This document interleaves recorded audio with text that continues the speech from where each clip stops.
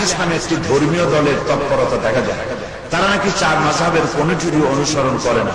এখন প্রশ্ন হলো, চার মাযহাবের মধ্যে থেকে কোন একটি অনুসরণ করা কি আবশ্যক নয়? আহলে হাদিসে তারা আমাদের মতই মুসলমান। যারা আহলে হাদিস তারা আমাদের মতই মুসলমান। তারা হাদিসকে অনুসরণ করে কোনো গুনার কাম করে নাই।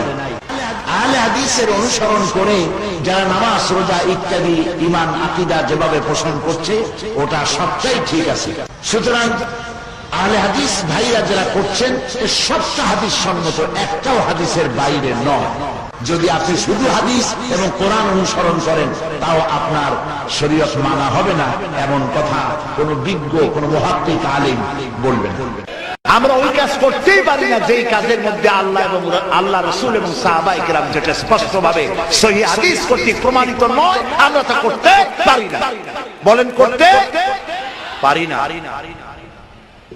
নামাজ, এই নামাজ আমাদের অনেকেরই নামাজ হয় না। রাসূলুল্লাহ বলেছেন, সাল্লু কামা রাআইতুমুনি মুসাল্লি, নামাজ পড়ো সেইভাবে যেভাবে আমাকে নামাজ পড়তে দেখো, এটা শ্রেষ্ঠ ইবাদত। আল্লাহর খাস রহমত, জেলখানায় গিয়ে কারোর সাথে দেখাও হয়ে গেছে। হওয়ার পরে যেটা দেখা হওয়ার কথা ছিল 1 বছর আগে দেখা হয়ে গেল, 1 বছর পরে আমাকে বুকে জড়িয়ে ধরে বললেন, বাবা মনে করেছিলাম বয়স তোমার 50-এর কোটায়, কিন্তু দেখছি তো আমার ছোট ছেলের চেয়ে বয়সে ছোট। তারপরে দ্বিতীয় বাক্যটি বললেন যে হত্যা মামলায় নয়, 1 বছর আগে আমার হৃদয়ে যে মামলা করা ছিল, সাক্ষাৎ চাচ্ছিলেন তিনি, ওই যে সাক্ষাৎ তুমি করনি, আল্লাহ তো আমার কাছে নিয়ে আসার ব্যবস্থা করে দিয়েছেন।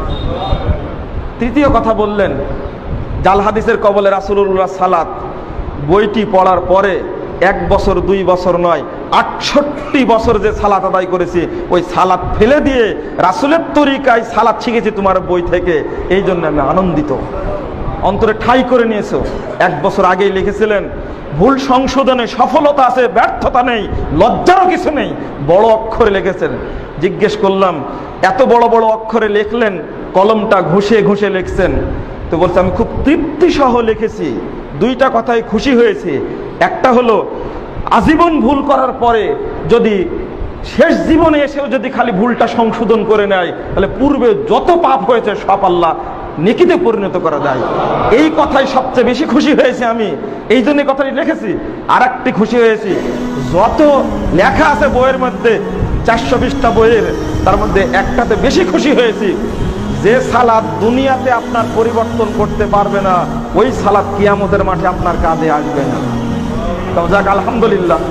তবে আমি তার জন্য দোয়া করেছি, তিনিও আমার জন্য দোয়া করেছেন, সন্তান হিসাবে গ্রহণ করেছেন, আলহামদুলিল্লাহ। হয়তোবা এই জেলখানার থাকার রহমতটা আল্লাহ যদি না নিয়ে আসতেন, তাহলে হয়তো সাক্ষাৎ হতো না। আর এর মধ্যে বহু মানুষ, বহু আলেম, বহু নেতা, এখন তো সব ভিআইপিদের কারখানা না, আপনারা তো অল্প বললেই বুঝতে পারেন, তাদের কাছে সহিহ আকীদার দাওয়াতটা পৌঁছানোর আমার সুযোগ হয়েছে, আলহামদুলিল্লাহ।